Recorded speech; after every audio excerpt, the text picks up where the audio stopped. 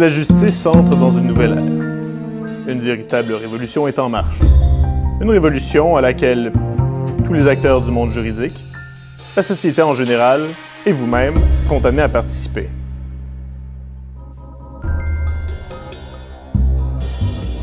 À travers un voyage au cœur de cette nouvelle justice, la cyberjustice, explorons ensemble les nouvelles potentialités technologiques et sociales qui s'offrent à nous. Grâce au développement technologique survenu au cours des 2 dernières décennies, il est maintenant possible d'être mobile tout en restant connecté. Ainsi, les distances géographiques et la quantité d'intervenants ne sont plus des obstacles à la tenue d'un procès. Prenons l'exemple fictif d'un procès en droit de l'environnement lié à la marée noire causée par l'effondrement d'une plateforme pétrolière.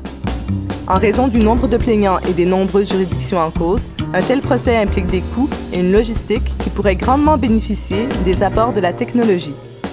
L'infrastructure audiovisuelle et informatique du laboratoire de cyberjustice permet la multivisioconférence des parties au procès et aussi de faire appel à une grande quantité d'éléments de preuve au format des plus variés.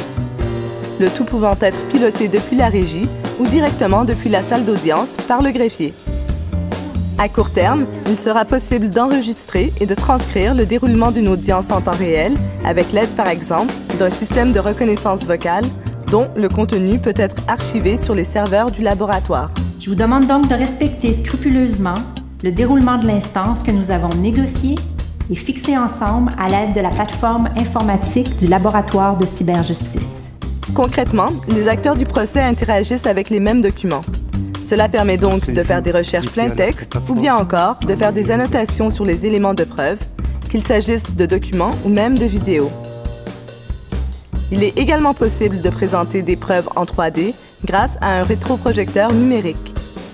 Ces technologies permettent notamment à un avocat de soulever les éventuelles contradictions dans un témoignage, et ce, en temps réel. Il était 9h quand j'ai regardé ma montre. Vous êtes certain, monsieur, qu'il était 9h parce que c'est pas ce que vous avez déclaré auparavant? Enfin, pour le public situé à l'intérieur comme à l'extérieur de la salle d'audience, le suivi du procès et de ses développements, grâce à des diffusions en ligne, représente une nouvelle avenue pour la publicité de la justice et contribuera sans doute à en améliorer la transparence.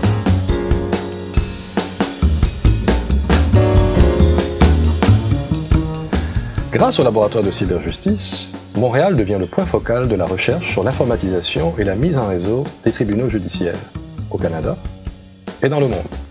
Grâce à sa salle d'audience virtuelle située à l'Université de Montréal, équipée de sa salle des serveurs, de sa salle d'observation et de sa régie audiovisuelle, le laboratoire de cyberjustice est également équipé d'une salle portative située à l'Université de McGill.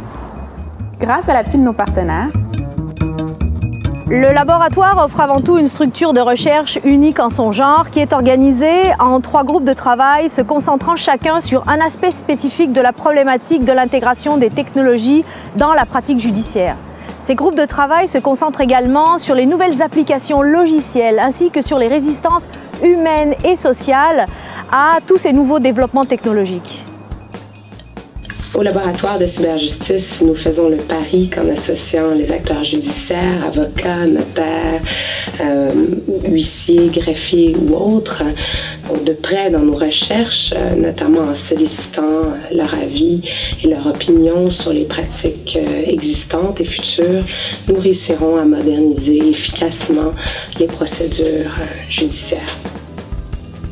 To better understand the development of technology in the legal domain and to ensure a better reception of concrete and innovative technologies in Canada, Australia, as well as India and Senegal, the Cyberjustice Project reunites computer scientists, jurists, anthropologists, psychologists, and specialists belonging to a large variety of disciplines from nearly 20 countries.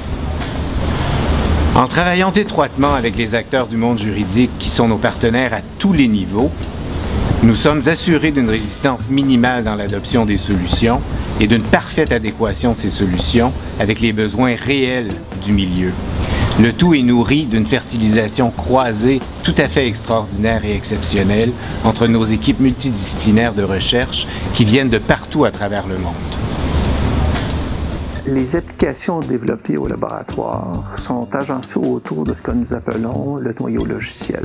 Celui-ci est un ensemble de modules interopérables, interchangeables et facilement adaptables aux contextes variés du domaine judiciaire ou extrajudiciaire. Notre intention est de permettre à d'autres équipes d'utiliser le noyau et développer de nouveaux modules afin de le compléter et d'étendre ses fonctionnalités. La sécurité reste au cœur de nos préoccupations lorsque nous développons nos logiciels. Au-delà des initiatives liées à l'infrastructure physique du laboratoire, notre principale préoccupation se situe toutefois au niveau du développement d'applications logicielles qui serviraient les intérêts de la justice. Nous travaillons par exemple présentement au développement d'applications de gestion et de dépôt électronique des procédures, d'applications de gestion des échéanciers et du calendrier, ainsi que d'applications sur la résolution en ligne des litiges, notamment des litiges de faible intensité. Ceci étant, malgré notre intérêt principal pour donc le développement de ce type d'application, nous restons aux affûts de tout ce qui est développement technologique qui pourrait servir ou être utile pour l'appareil judiciaire. Par exemple, lorsque nous avons développé le laboratoire, c'est-à-dire lorsque nous avons fait les choix technologiques pour sa construction, certaines des technologies qui aujourd'hui sont très courantes, notamment les tablettes numériques, donc les iPads, n'existaient pas encore sur le marché. Donc, à la lumière de ces nouveaux développements et le fait que ces technologies sont très utiles pour le milieu judiciaire, nous avons évidemment choisi de les incorporer dans nos recherches, dans nos travaux.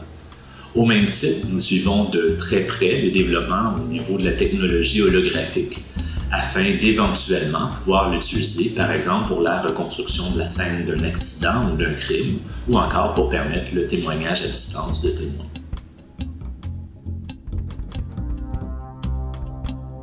Ce que l'on peut imaginer pour des procès internationaux faisant appel à des technologies complexes peut également être adapté à des situations plus courantes, telles que la Cour des petites créances ou encore des services de médiation. On peut également imaginer que l'on adapte ces technologies au contexte des pays en voie de développement. Merci. À bientôt. Merci beaucoup et à très bientôt.